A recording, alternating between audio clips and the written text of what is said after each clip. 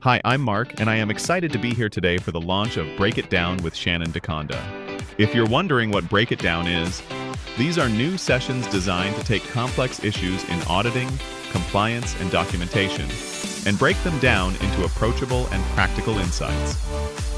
How long are they? Maybe 15 or 20 minutes, but we can't promise. What we can promise is they will be as long as they need to be, but no longer. When will we have the broadcast? Well, that's been a tough one to answer. We are thinking there is so much content out there already to digest every single week. So, for now, we don't really have a cadence set, but we are thinking it will be maybe a couple of times a month. Our goal is to create a casual conversation with a purpose, and we genuinely hope you enjoy them. Break It Down is a NamUs production, a division of Doctors Management. Now let's get started with today's session, led by Shannon DeConda. Hi, Shannon DeConda here with Break It Down with NamUs. So today for this Break It Down, I have an Ask the Expert question that was submitted by one of our NamUs members. NamUs offers Ask the Expert as one of our membership benefits for our Platinum and Diamond members. So this question was submitted. You see it here on the left or right hand side of your screen.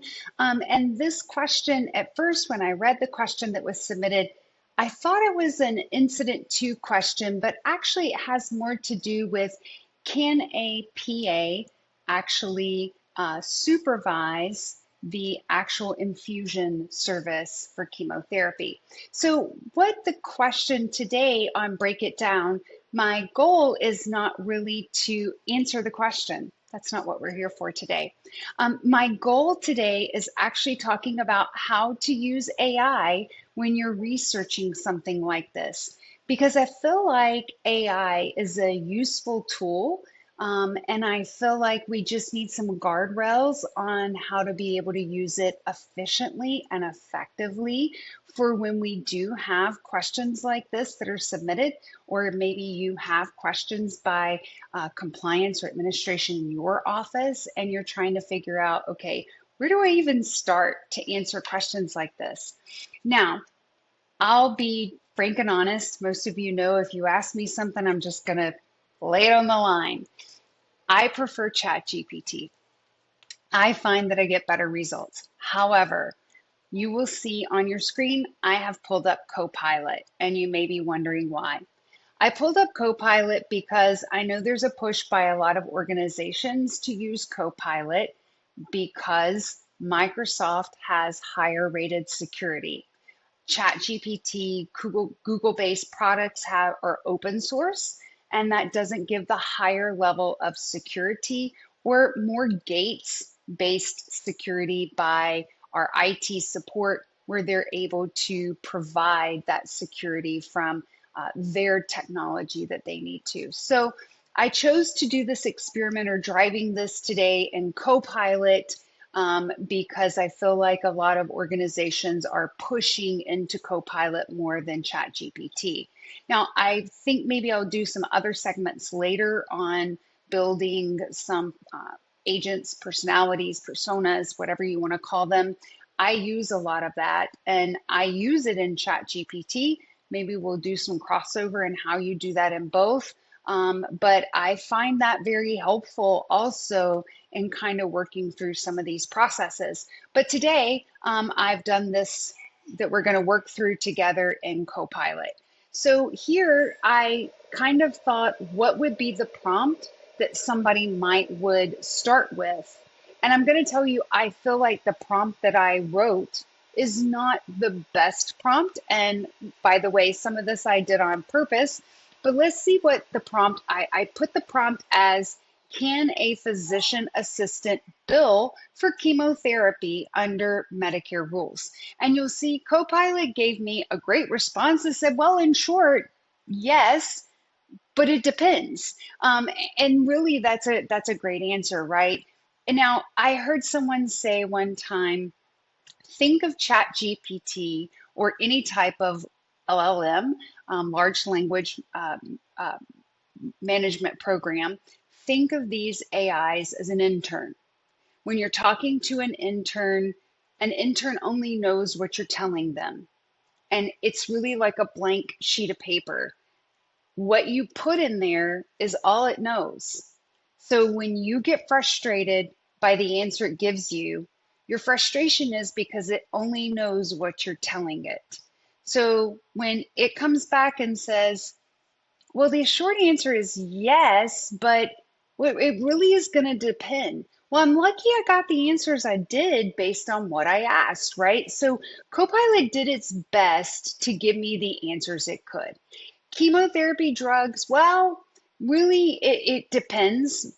Maybe you could if you're in a physician practice, but if you're in a facility, no, the facility is going to bill for those. Chemotherapy administration, well, yes, you could potentially bill for those codes, the 96400 through the 96549, if you're in a facility setting. Well, then it's going to depend upon if you're going to bill that incident too, or if you're direct billing. And then I'm going to be honest with you, my heckles kind of went up a little bit and said, really? Why do we have to bring incident two into it? Well, that's Chat GPT. That's AI's job, right? AI's job is to say, you asked me broad. You asked me a broad-based question. The broad-based question you asked me was, can a PA bill for chemo? My answer is yes. A PA can ultimately bill for this. The two ways that a PA could bill for this is they can either bill under a physician or they can bill directly. So in theory, Copilot did a very good job of answering this question. And they answered it of you'll get paid 100% or you'll get paid 85%. So again, it did give me pieces of the puzzle. Now, my answer's not in full by the information I have here. And if I'm struggling to answer the question that we've been given over here, I still don't have the answer. So I thought, okay, what would potentially my next query be? Can a PA bill for the supervision and oversight service of infusion and chemo? Because that's realistically at the end of the day what a practice manager or compliance officer, somebody may be trying to figure out, right? Can the PA be the one who's actually providing that oversight? Can they be the one that's getting paid for it? So again, Copilot came back and said, well, the short answer is no.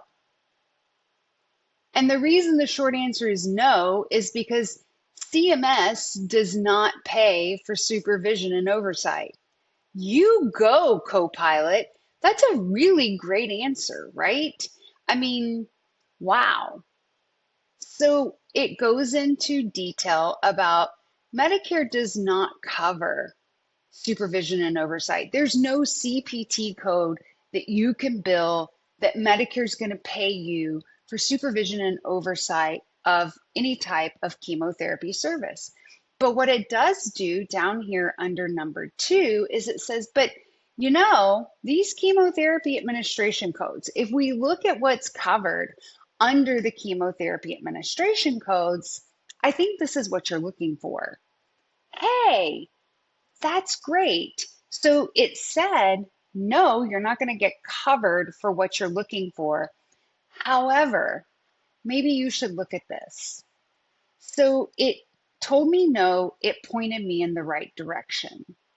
Now, what I like about the conversation and how we're going is it doesn't say use this, or it doesn't say go here. It says chemotherapy administration codes already include supervision.